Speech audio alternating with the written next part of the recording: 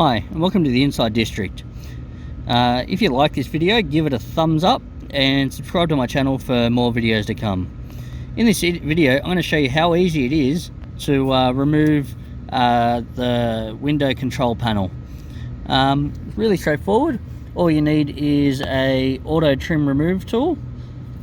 What you want to do is put the auto trim tool at the back and you lift it up from there because it's got a spring clip. I'll show you this when I take out the panel. So just give it a little pop and a bit of a push in.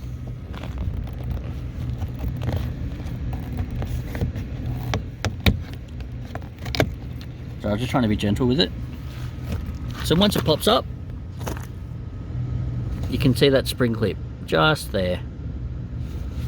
Then what you do is you lift it up. One of the spring clips have bent. That's okay, I can straighten that up. And you slide it towards the back and it lifts up.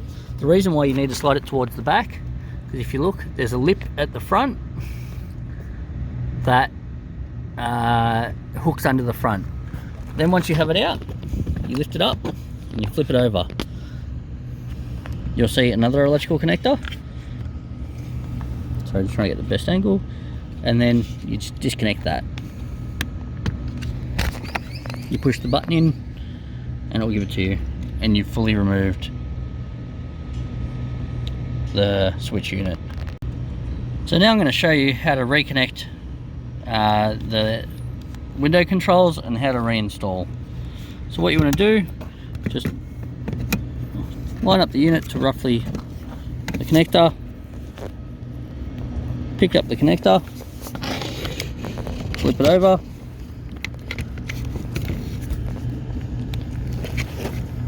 and just plug it in.